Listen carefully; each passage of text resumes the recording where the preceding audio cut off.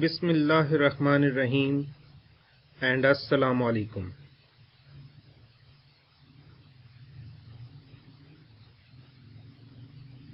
In this lecture we will learn about the computing devices and its internal parts and their working. A computer is a group of electronic devices that performs various tasks based on humans' instructions. A computer is a human-made electronic device completely controlled by human instructions. It takes input as a data, process and manipulate, and present output or information. A device is a tool which is used for a specific purpose. In computing, we have a variety of devices which are used on one's requirement. The few of them are in front of you and the remaining are available in your books. But I will discuss only few. For example, a joystick. It is a pointing input device with a vertical lever mounted on a base. It usually includes buttons called triggers, which activate certain events when passed. Joystick mainly used for games. Another example is a touchpad, which is an input device found on laptops or to move a cursor with finger. As the finger is moved on the surface, the mouse cursor moves in the same direction.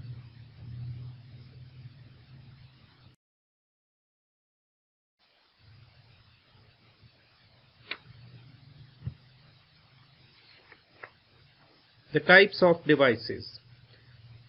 We have categorized the types of devices in the input device, and the rest of them you can see on your system. The input device.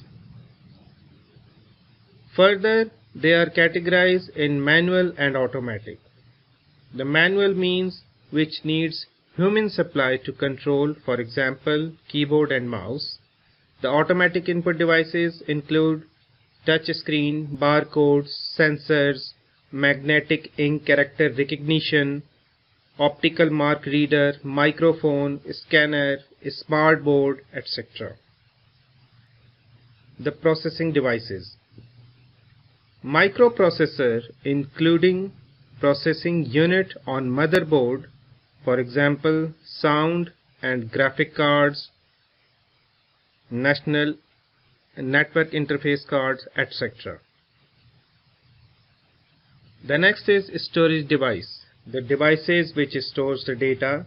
They can be the primary or main devices or the secondary or auxiliary devices. The primary or main devices are further categorized into the volatile and non-volatile. Volatile means the devices which burns its data and holds the data temporarily, whereas non-volatile stores the data permanently and they do not burn the data. Each time when you switch on the computer, they hold it. For example, ROM,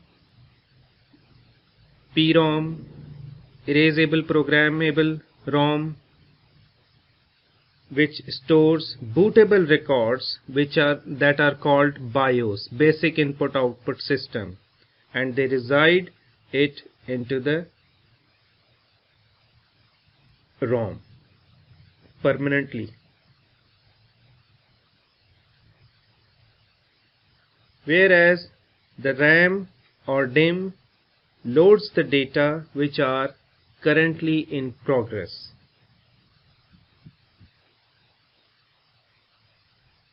Now try to understand this by day-to-day life example.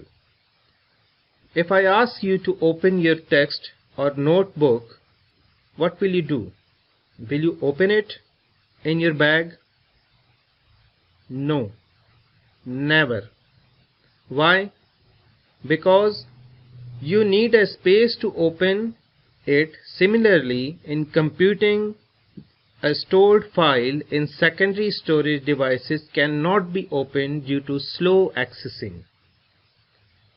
So, you will open these books on a table or desk. As the table size is larger, the more books you can place over it.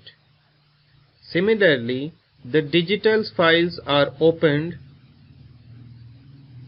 in random access memory. These files need a fast accessing space or storage devices. The temporary storage are required at every stage during process. For example, registers which carry the data in buses on the motherboard to the processing units or to the memory devices, and cache which is placed in microprocessor.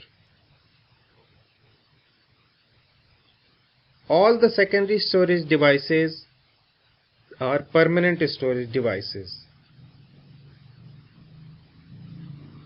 The output devices, we categorize them into the two types.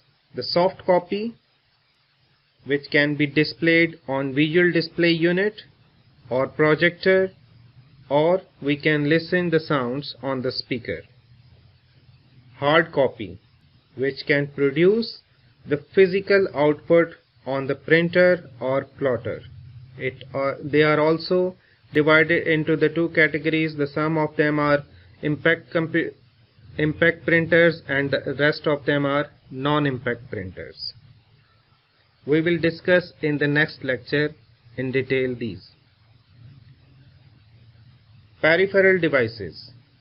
The additional and or needless input and output devices which are connected to the CPU are called peripheral devices. For example, without CD-ROM we can run our computer. Without printer we can run our computer. But what are the necessary devices? The necessary devices, the CPU, including all processing units, the mouse, the keyboard, the visual display unit. These are the necessary devices. So we cannot call them peripheral devices.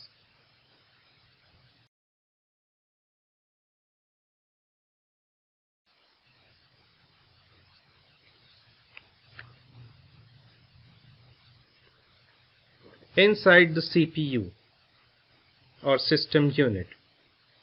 The system unit is the most important part of the computer, which consists of mainboard, microprocessor, storage units and interface cards. The function of CPU is controlling all the processing of data that has been entered into computer system via input devices. It controls the relevant output of the information as well. The main board is the main circuit of the system unit. The processor, main memory, primary memory, interface cards, ports, buses, different cables are attached to it. It is the platform for the entire hardware devices to be connected together.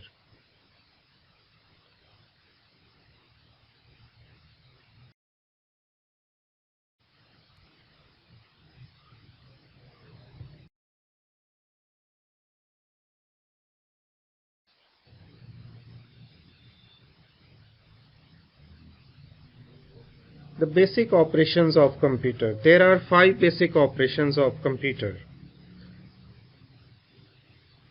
A computer as displayed in the diagram above carry out main 5 operations, respectively: input unit, which accepts data or instructions through the way we input; The storage devices which stores the data either temporarily or permanently.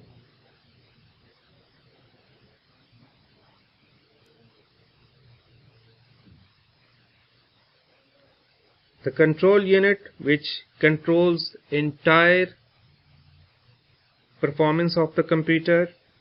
Then if it considers that it has to go to the ALU unit, it moves to the ALU unit.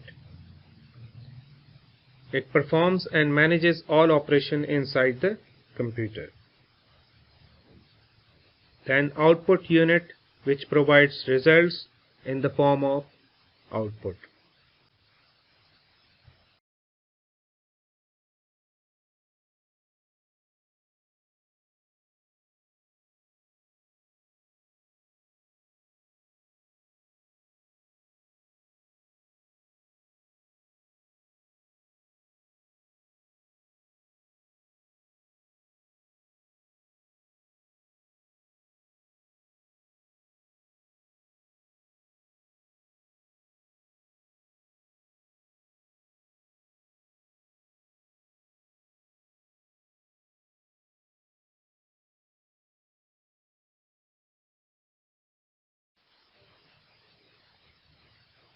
This is another image